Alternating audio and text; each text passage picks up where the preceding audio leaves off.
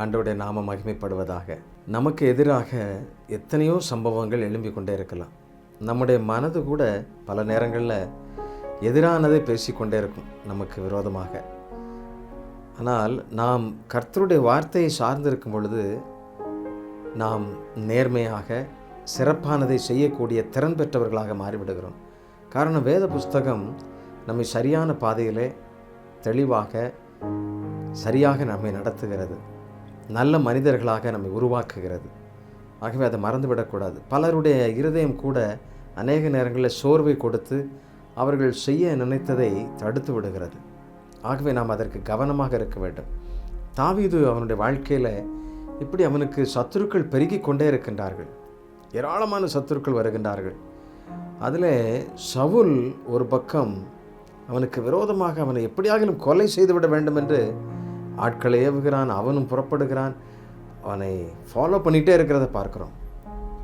எனக்கு பிரியமானவர்களே, அந்த நேரத்தில் தான் தாவீது சொல்லுகிற இந்த வார்த்தை ரொம்ப மிக முக்கியமானதாக இருக்கிறது. 2 சாமுவேல் 22 19 என் ஆபத்து நாளில் எனக்கு எதிரிட்டு வந்தார்கள், கர்த்தரோ எனக்கு ஆதரவாயிருந்தார். ஆபத்து நாளில் எனக்கு எதிரிட்டு வருகிறாங்க. இது ஒரு ஆபத்து காலமாக இருக்கிறது, ஆனால் எனக்கு எதிரிட்டு வந்துட்டே இருக்கிறாங்க. ஆனால் ஒவ்வொரு நாளும் கர்த்தர் எனக்கு ஆதரவாக இருக்கிறார். இந்த வசனம் அவனை இவ்வளோ அழகானதை பாருங்கள். நான் மரண இருளின் பள்ளத்தாக்கில் நடந்தாலும் பொல்லாப்புக்கு பயப்படேன், தேவரீர் என்னோடு கூட இருக்கிறீர். கர்த்தர் எனக்கு ஆதரவாக இருக்கிறார். அவருடைய ஆதரவு நமக்கு இருக்கும் பொழுது நமக்கு எதிராக நம்முடைய மனசே சொன்னாலும் கர்த்தருடைய வார்த்தைக்கு நீங்கள் போக போக அது பலப்படும், அது உற்சாகப்படும். பலவீனமாக இருக்கிற எல்லா காரியங்களையும் மாற்றி பலனுள்ளதாக மாறும். உங்களுக்கு எதிராக நிற்கிற எல்லா மனிதர்களையும் ஆண்டவரே பார்த்து கொள்வார். நாம் எப்படி ஆகிலும் தந்திரமா சூழ்ச்சியா அப்படி செஞ்சிடலாமா, இப்படி அவசியமே இல்லை. கர்த்தர் அதை பார்த்து கொள்வார். கர்த்தரோ எனக்கு ஆதரவாக இருக்கிறார்.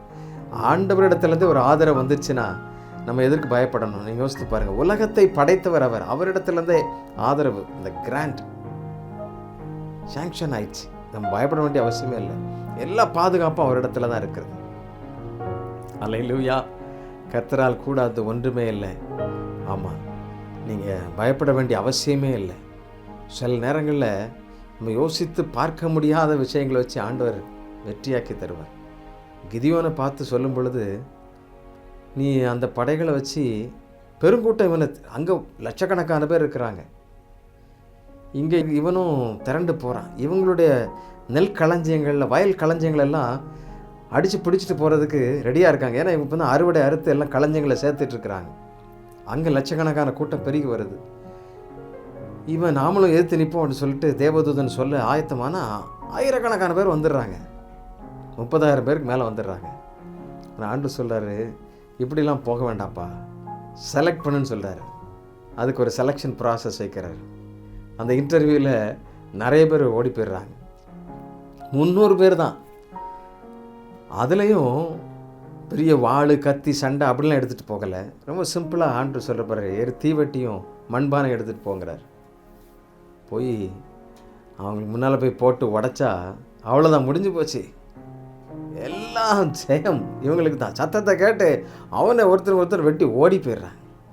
எனக்கு அன்பானவர்களே, கர்த்தருடைய ஆதரவு நமக்கு இருக்கும் பொழுது, கர்த்தருடைய வழி நடத்த நமக்கு இருக்கும் பொழுது, அற்பமான காரியத்தை வைத்து எவ்வளோ பெரிய காரியங்களை நாம் ஜெயிக்க முடியும். தேவன் அப்படி செய்கிறவர். அல்லேலூயா. அவரை போல யார் உண்டு? ஒருவரும் கிடையாது. அவரை போல நம்ம நேசிக்க யார் உண்டு? ஒருவருமே கிடையாது. அதனால் அவர் நமக்கு ஆதரவாக இருக்குவார். அந்த ஆதரவை நீங்கள் எப்பொழுதும் நாடணும்.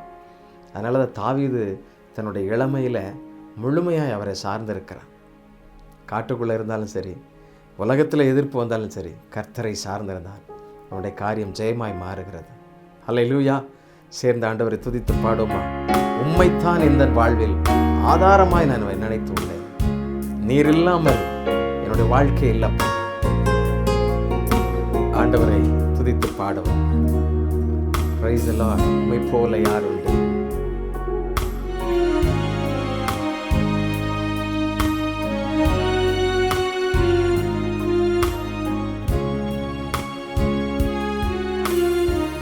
உம்மை போல யாருண்டு? நன்மை செய்ய நீர் உண்டு, உம்மைத்தானே நம்புவேன் என் தேவா. போல யாருண்டு? உம்மைத்தானே நம்புவேன் என் தேவா. உம்மைத்தான் எந்தன் வாழ்வின் ஆதாரமாய் நினைத்து உள்ளேன். நீரில்லா எந்தன் வாழ்க்கை வீணாய்த்தானே போகுதையா. உம்மைத்தான் எந்தன் வாழ்வின் ஆதாரமாய் நினைத்து உள்ளேன். நீரில்லா எந்தன் வாழ்க்கை வீணாய்த்தானே போகுதையா.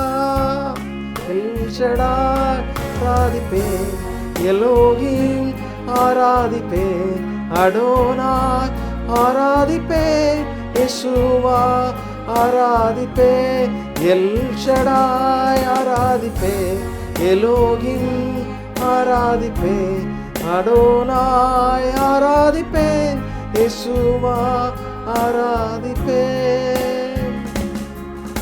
அவரை நம்ம ஆதரமாக வச்சிருக்கும் பொழுது, அவரை நம்ம உறுதுணையாக வைத்திருக்கும் பொழுது நம்ம பயப்பட வேண்டிய அவசியம் இல்லை.